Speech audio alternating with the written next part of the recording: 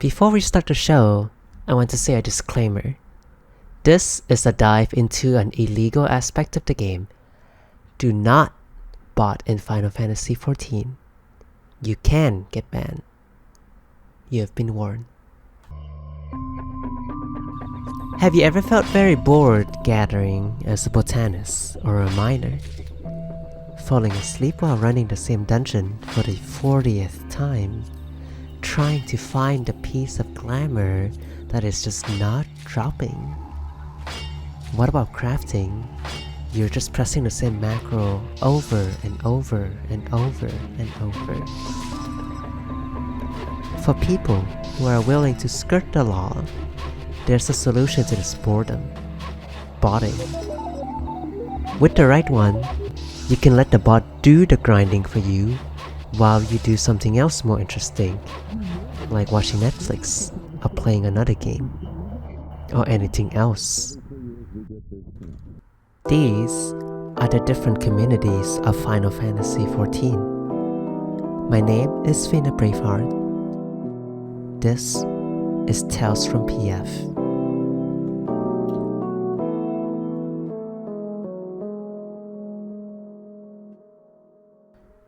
MMORPGs in general are always laden with bots, from MapleStory to RuneScape to WoW, and of course, Final Fantasy XIV is no exception. I mean, just look at all the accusations people throw around at the rankers for Ishgard Restoration, and you can tell that most players understand that bots exist in this game. Are the screenshots and videos on all kinds of forums on Reddit about bots teleporting and moving to do MSQ, bots in dungeons, conga lines of bots in the open world trying to kill mobs. But have you ever wondered, how do these bots work? Who wrote them? Who uses them? And why does it feel like Square Enix doesn't do anything about the issue? To find out, I went back in time to talk to someone who bought it during the beginning of A Realm Reborn, which is now 8 years ago when it was released. First of all, can you tell us a little bit about yourself? Yeah, my name's Scrybatog. I've been playing MMOs now for about 16, 17 years, basically since I was like 14 years old, and I've been botting for a lot of it. And how did you get started doing this?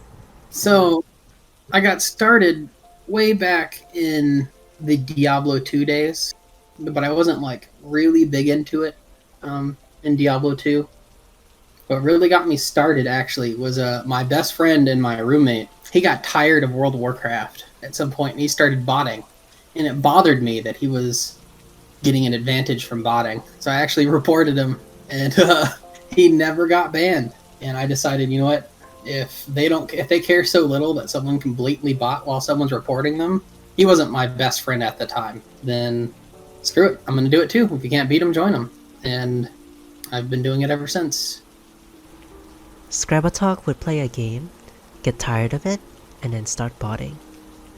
Can you tell us a bit about what is a professional botter? Oh, I did clarify that I was a self-proclaimed professional botter. Of course, there's no council or team that chooses whether or not you're a professional or not. But I think it's around the time where you start making like a living wage, is what I would consider. Living wage or more would make you a professional botter. Scrybatog and his roommates have connections with Chinese resellers.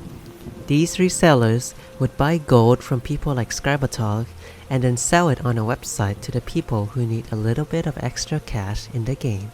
Very beginning of the relaunch, there were these creatures called black caracals, and there were only 5 spawns in the whole game, and they dropped fleece. Fleece is needed not just for Weaver, but also for every other crafting classes in the game as a material.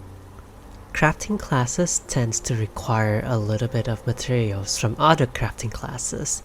And that's where we saw a weakness. Well, I saw the weakness, and my roommate capitalized on it with me, helped me run all the bots. and we went full in on it. We capitalized on the market. We created several accounts, got them to max level. We always created bards because bards had a silence ability or an interrupt. It was very important for raids and dungeons and bosses and stuff.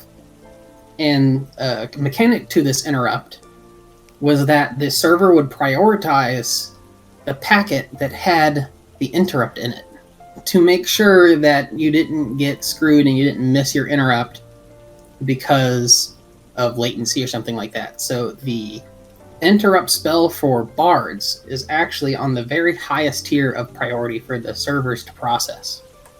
What that means is that we could macro in that interrupt into a /target black caracal /cast interrupt shot, and we would tag the black caracals for ourselves, about 200 milliseconds before anyone else had the opportunity to. And we set up these bards look at the black caracal locations on different servers and dominated the caracal market. We fleeced people just selling these fleece on like 10 different servers or so. We managed to accrue quite a lot of money in a very short amount of time. And that was like one of our first very successful botting endeavors. Yeah, we tried to eliminate as many potential points of detection as possible, which means we use as many in-game mechanics as we can to achieve botting. And we only rely on software at the last possible step. Which is the input. Yeah, the inputs. The input. Scrybatog then goes on to explain that bots can usually be divided into two different categories, depending on how they work. Bots generally come in two categories. One is like 99.9% of bots. The other one is 0.1% of bots. The vast majority of bots use injection-based methods, and that means that the bot injects itself into your memory, into the executable as it's running, and it sniffs the packets that are being sent, and it sends other packets to emulate you performing actions. If you're allowed to put the game, minimize it to tray while the bot's running, or otherwise be doing something else with your computer while the bot's running, it's an injection-based bot. Now, the issue with injection-based, well, I guess I should go over the benefit. It's significantly easier to program. It's more universally compatible. It's far more accurate. You can do far more stuff with an injection-based bot. However, since you are breaking into the software, you are doing something illicit with the software, it can be detected, and it almost always is. The only times that injection-based bots aren't detected is when the creator is very, very aggressive with making sure that only certain people get the bot, and they charge like a ludicrous price for it, and there's only a handful of people that use it. Those are the only situations where an injection-based bot doesn't get caught. The majority of the time, eventually, they do. The other, far less frequently used type of bot is called a keyboard emulation and image detection.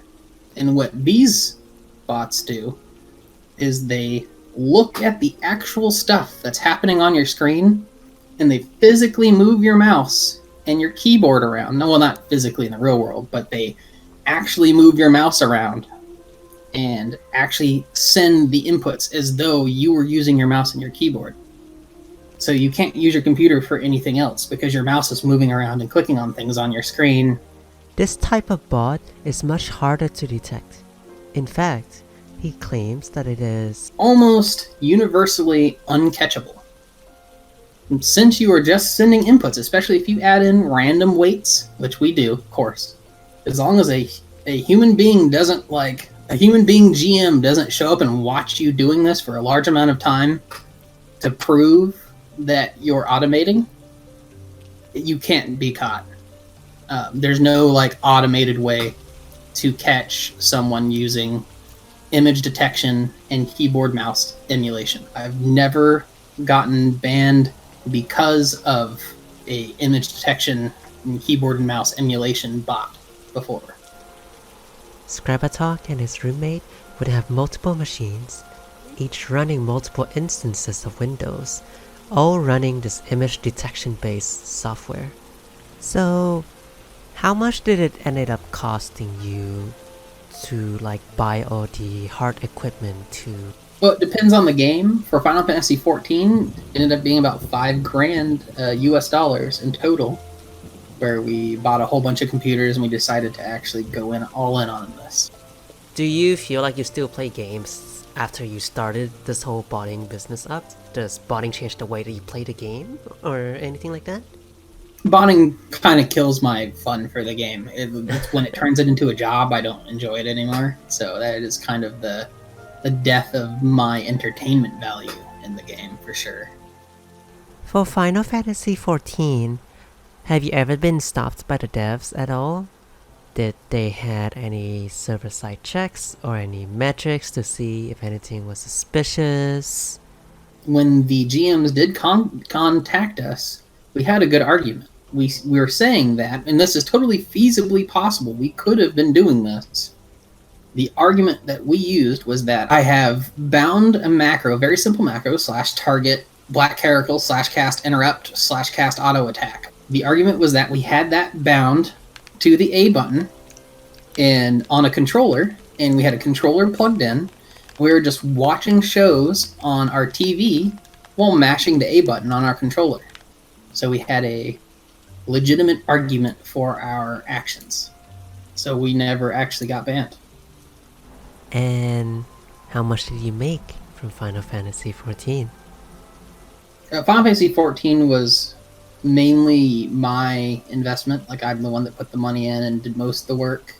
I invested around $3,000, I believe, into accounts and into setup and stuff like that.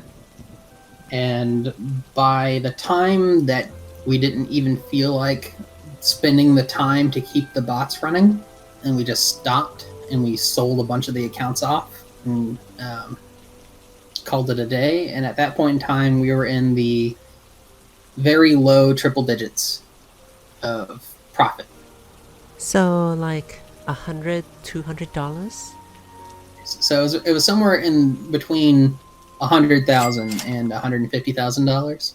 Clearly, we have very different ideas of what 3 digits mean. How, like, was this over 6 months? Was this over a year? Shorter time. This is over about 2 months. Did you make any other friends? Was there like a community of people doing this, and like were they like talking to each other or anything like that? In some games, we've brought in very close friends that we trust a lot. But in general, the profit, the lucrative nature of these things depends on there not being a big group of people all taking advantage of it. So in general, we've tried to guard our techniques and our in specific games, especially what we're doing there. We're not all inclined to bring other people in. No. Scrybatog and his friend would go from MMO to MMO, gaming the market and botting to make a living. Their success depends on the secrecy between them, this knowledge of how to exploit the in-game economy, and the botting capability to help do so. This genie in a bottle is something personal they have created and nurtured, and the know-how isn't meant to be shared with the world. I asked Scrybatog, what about his personal feelings about botting and cheating in MMOs? I know this might come off as contradictory to some people, but I would consider myself an empathetic person.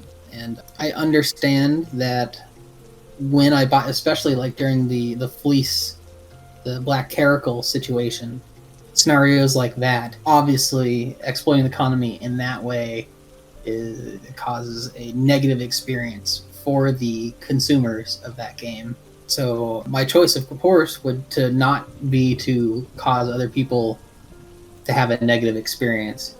But that type of money overrode my morals in that case.